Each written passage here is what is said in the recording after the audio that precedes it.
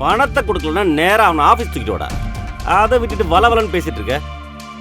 இதெல்லாம் சொல்லுமா? பை. ஏய், 3 பேருக்கு என்ன பண்றீங்க?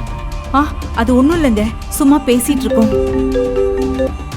ஹலோ அக்கா, அப்பா வந்துட்டாரு. இதுக்கு மேலேயும் என்னால பொறுமையா இருக்க முடியாது. எனக்காக நீங்க 2 பேர் பட்ட கஷ்டம் போதும். ப்ளீஸ்க்கா, அப்பா கிட்ட நான் எல்லாத்தையும் சொல்லிடுறேன். அப்பா கண்டிப்பா புரிஞ்சுக்கிட்டு கர்ணா அண்ணனை சீக்கிரமா வெளியே கொண்டு வருவாரு. சித்ரா வேண்டாம் ப்ளீஸ், சொன்னா கேளு. உங்க அப்பா கிட்டலாம் இதை சொல்ல வேண்டாம். ஆமா சித்ரா, நீ நினைக்கிற மாதிரி உங்க அப்பா இதை எப்படி புரிஞ்சுப்பாருன்னு தெரியல. இல்லம்மா, நான் சொல்லதான் போறேன். சித்ரா,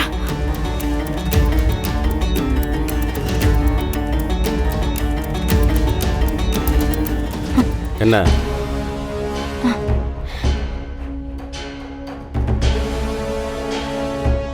ஏய், வந்துட்டு பேச நின்றதா என்ன அர்த்தம்?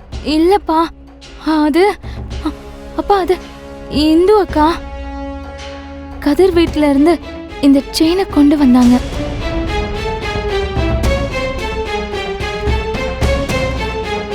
அப்பா, இந்த செயினை போட்டுட்டு வந்தவன் தான் அவன் தான்ப்பா உண்மையான கொலைகாரன். இந்து அக்கா கிடையாதுப்பா. இதுல வேற யாரும் சம்பந்தப்பட்டிருக்காங்கப்பா. இது தெரியாம அந்த இன்ஸ்பெக்டர் கர்ணா அண்ணாவை போய் அரெஸ்ட் பண்ணி வச்சிருக்காரு. அப்பா, நீங்க தான் எப்படியாவது பேசி கர்ணா அண்ணாவை வெளியில கூட்டிட்டு வரணும்பா, ப்ளீஸ்.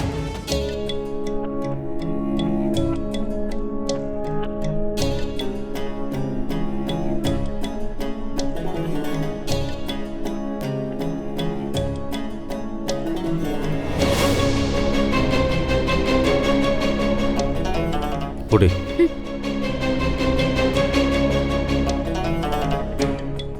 நான் பாத்துக்கிறேன். ஓ,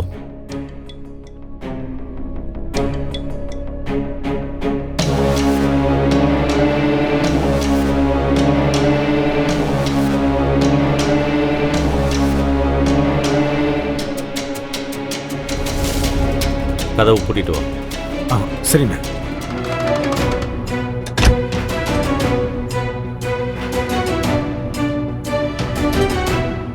சொல்லுங்கண்ணே. உண்மையை சொல்ற. கதிரை கொலை பண்ணது யாரு?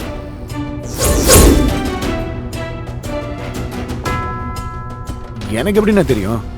பிடிக்காதவங்க யாராவது கொலை பண்ணியிருப்பாங்க. போலீஸ் விசாரிச்சுக்கிட்டு இருக்காங்கன்னு கேள்விப்பட்டேன். அப்போ உனக்கு தெரியாதுல்ல? தெரியாதுண்ணே. சரி, கதிரோட கொலை நடந்த அன்னைக்கு நீ எங்க இருந்த? அது அது வந்து நம்ம ஃபைனான்ஸ் கம்பெனியில் தான் நான் இருந்தேன். நீ ஃபைனான்ஸில் இருந்தனா அப்போ உன் செயின் மட்டும் எப்படா கதிரோட கெஸ்ட் ஹவுஸ் போச்சு?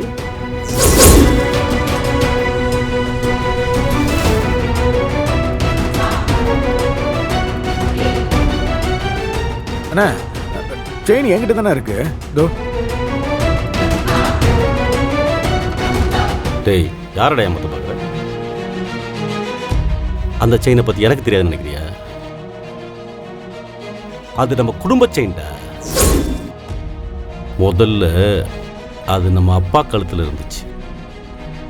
அடுத்து அதை நான் போட்டிருந்தேன். அதுக்கப்புறம் தான் அது உன் கைக்கு வந்துச்சு. அந்த செயின் எப்படி இருக்குன்னு உன்னை விட எனக்கு நல்லா தெரியும்.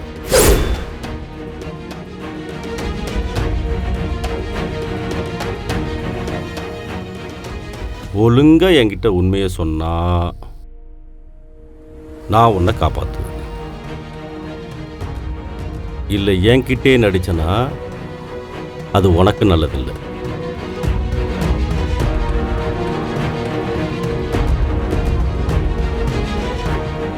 ஆமாண்ணே, அந்த செயின் என்னோடது தானே.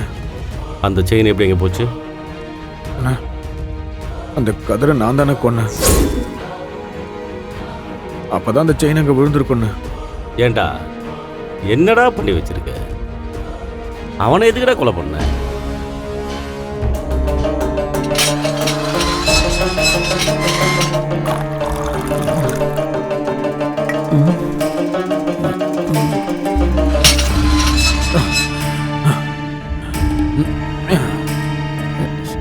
சாவி. ஓ, மேலே இருக்குல்ல. இந்தா. ஏய் ஏய் நில்றா. ஏய் வாடா. ஏய் இங்க வாடா. வா வா வாடா. ஏய் ஏய் ஏய் நீ தான் என் கட்சில இருந்து என் பதவியை தூக்குடா. ஒரு பொம்பளை பிள்ளைய கல்யாணம் பண்ணிக்க துப்பு இல்ல. நீங்களா ஆம்பளைங்க? உன்னை சும்மா விட மாட்டேன்டா. ஏய் உன்னை ஏய் ஏய் உன் சாமி என்கிட்ட தான்டா. ஏய்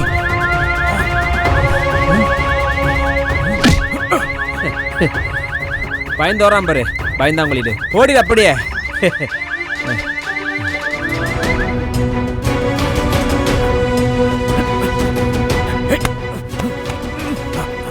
சாவுடா சாவுடா சாவு.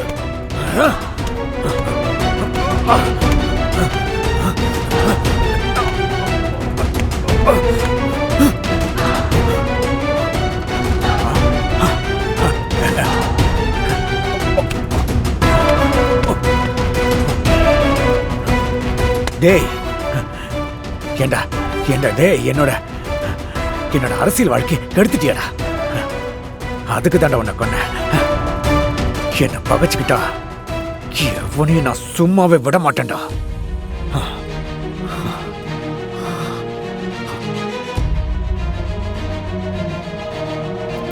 கதிரை பொறுத்த வரைக்கும் நல்ல பலமான ஒரு ஆளு.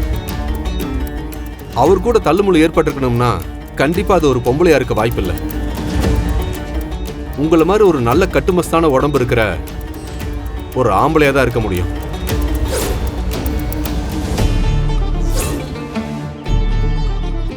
அந்த விதத்துல உங்க மேல எனக்கு ஒரு டவுட் இருக்கு. என்ன சார் நீங்க பாட்டுக்கு ஏதோ ஒரு கட்டுக்கதையா சொல்றீங்க? சார், கட்டுக்கதை இல்லை, நான் சொல்றதுக்கான ஆதாரம்லாம் என்கிட்ட இருக்கு. இருக்கா? என்ன இருக்கு? இன்ஸ்பெக்டர் சார், நீங்க சொன்ன அந்த டைம்ல நான் அந்த ரோட்டை கிராஸ் பண்ணிருக்கலாம். அது மட்டும்தான் உங்களுக்கு எனக்கு எதிராக இருக்கிற ஒரு ஆதாரம். அதை வச்சு எப்படி சார் நான் தான் குற்றவாளின்னு சொல்றீங்க? அந்த இடத்துல நிறைய பேர் கிராஸ் பண்ணி போயிருப்பாங்களா சார்? அவங்க எல்லாரும் கொலை பண்ணவங்களா ஆயிடுவாங்களா? சொல்லுங்க.